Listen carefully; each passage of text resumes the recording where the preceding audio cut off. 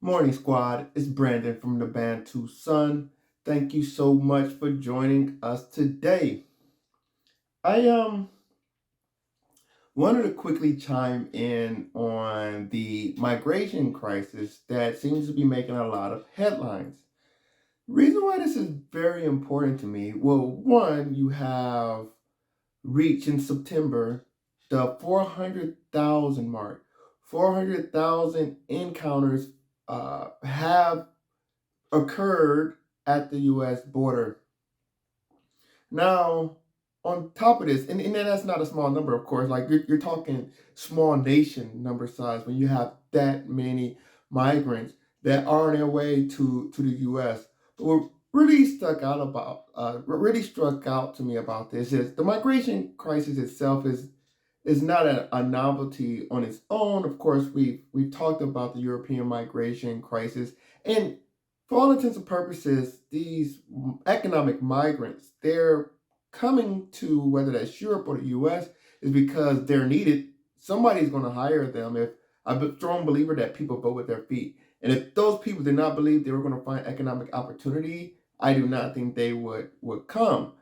But what's really important on this aspect is the urgency. Whenever I see something from my life experiences where it's this nebulous situation, can't be defined, can't be described, it's just happening, it's just occurring, but it's urgent, something has to be done right now. This is really uh, a big flag that you're being played. You, in a general sense, of course, but yeah, you're being played. I'm always cautious about that, and that's what the scenario is doing. You're having these news headlines where it is this wave of people almost inexorably marching towards the U.S. all the way from South America, going across the Darien Gap. Oh, the Darien Gap. No matter what you've been told or what people say, I want to emphasize one cannot cross directly from South America through to North America by land. The Darien Gap, more or less, is the junction, though. The world sits upon tectonic plates, and our land masses are on top of these, are basically supported or created by these tectonic plates. For millennia on millennia on millennia, the earth has separated, crashed together, separated, crashed together based on the movements of the tectonic plates. India, the subcontinent, the Himalayas that creates the arc around it is from the Indian subcontinent crashing into the Asia.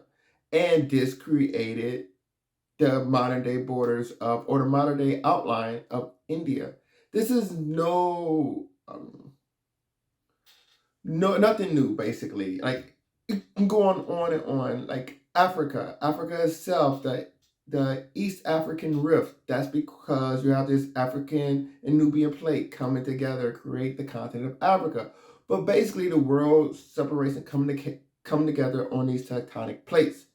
Same thing with North America and South America. Two different tectonic plates, with as many small ones around, of course. But more or less, these big ones come together, they crash together. South America and North America was not one contiguous landmass in itself, but two plates or a series of plates that separated from the center plate, which is Africa, which is the geopolitical importance of Africa as the center of the world. But these two plates separated, crashed together. Wow, you have the Americas. The point at which they crash together is going to be in Panama, roughly around the location of the Darien Gap. This activity of energy and cosmic power created requires such energy that it created this impassable landmass. The Darien Gap is consistent of jungles, marshes, cliffs. All of these impenetrable barriers, which is why the missing link in the Pan American Highway is the Darien Gap. if you look at any of these migration paths from South America to North America, you will notice if you actually look at the route, none of them actually go through the Darien Gap. They start in Colombia or Peru or Ecuador. They go by sea around the junction point, and then they land in a more northern part of the Darien Gap, Panama. The reason why this is important is, one, people are not just moseying up to the United States. This, to get around the Darien Gap, requires a logistical support network. You know what that means? If we didn't know already, people are obviously purchasing their way through the black market to get their way to the U.S. It's almost a sort of call it a modern day underground railroad. It's a series of networks and scouts and travel guides that guide these migrants to the United States. This is a significant journey, especially coming from the Darien Gap, where you're crossing through many countries, especially Mexico, one of the larger countries on the world. Now, this requires extreme logistical support as well. People have to eat, people have to use restrooms, people have to sleep. These people have to have some type of support to get there. So, one, this isn't rogue actors coming. This is a consorted organization based on the sole mission of transporting these economic migrants to the United States. So it's no accident. It's no accident when you see these numbers. It is no accident. It requires almost, you can say the word complicit acts from these host countries as these people go through, because you're not seeing this mass of people go through unnoticed. Not at these numbers. Not at these numbers. So now the cause of this is as many as people have been told down there. There's going to be a high chance of being brought in. So they're willing to take that risk. And a lot of people are probably ignorant and lack opportunities at home, and the risk is worth the reward to them. So we got that aspect covered. The Darien Gap. You cannot cross the Darien Gap by land. I just want to emphasize that. But the U.S. Border and Customs agencies, they have been providing data on this information. So, family, we had to dive into the numbers because I wanted to see what was really going on. And if you look at the actual numbers, what really stood out to me, especially the growth from current year to 2020, and the numbers are still going up, the year's not over, but what really stood out to me was, of course, you have your major encounters with the usuals, your Mexicos, your Central American countries, etc. Those numbers way up. But what I'm seeing a lot more of is countries that were never in this mix to a material nature until now.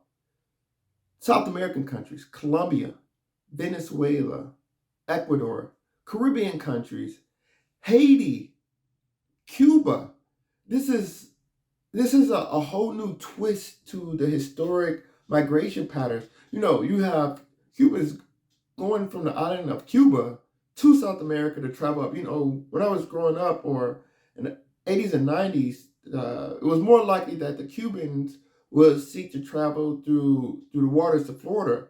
But this shows how much logistical support there is, where Cubans feel as though they'll have a higher probability of success traveling through South America to North America, as opposed to just trying to cross the straits from Cuba to Florida. So, of course, there's going to be a demand for this labor, which is driving this. There's a new makeup because you're seeing a lot more countries like Peru. Never before in my lifetime will I expect to see significant numbers from Peru. But you're seeing all these countries come from South America, which hasn't historically been there. You're seeing the surge come from the usual countries that's really popping off the charts right now. And now you have people telling you need to act. Now, to what degree is unknown. Of course, there's political season in the U.S., and a lot of politicians are going to try to use this to their benefit. But what I would like to do is phrase the conversation around this. Looking at the data, you do see that The top growth numbers come from single adults, of course. These are the economic migrants. Man or woman look at define opportunity. That's over 200% in the last 4 years. Over 100% is the family units. This is a major, major uptick. And a lot of that comes from the fact that many people believe if they come in a family instead of by themselves, there's a higher probability that they'll be let in, or when they seek asylum, they'll be accepted. But what I wanted to round off with was, what's the real story going on? How can I separate the facts from the narrative being presented to me to arrive at a synopsis that will further things that I'm trying to accomplish or the way I'm trying to see the world?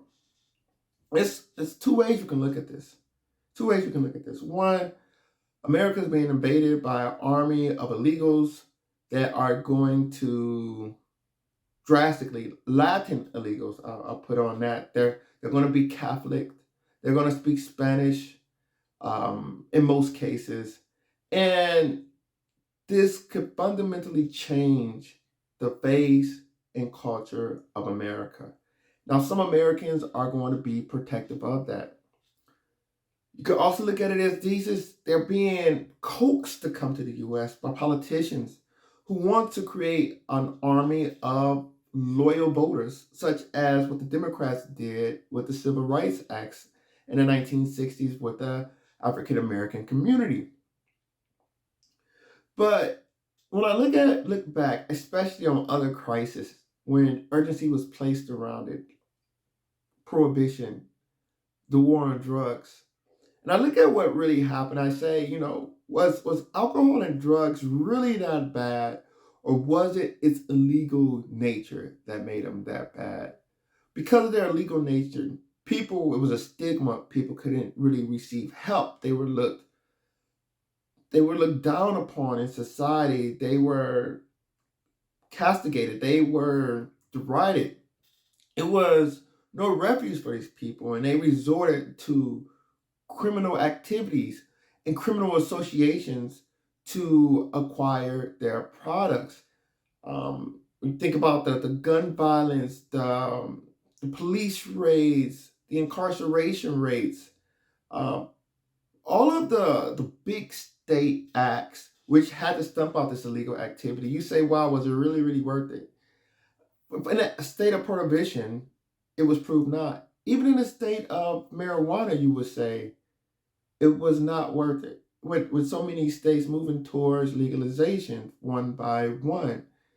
But that can't go back and change the past. When you look at the families destroyed, the community destroyed, the lives lost, and the subsequent violence that occurred because these products could have been brought into mainstream and regulated to a respectable degree, but they weren't. They were made illegal, and that created war zones around these relatively, I won't say benign, but these products whose impact was far greater than what it required due to its illegal nature. Illegal immigration, is it really that bad? Is it really that bad? What are people really trying to hold on to here? I look at in history, I don't know that how many people remember the Ottoman Empire and the Egyptians in the Middle Ages.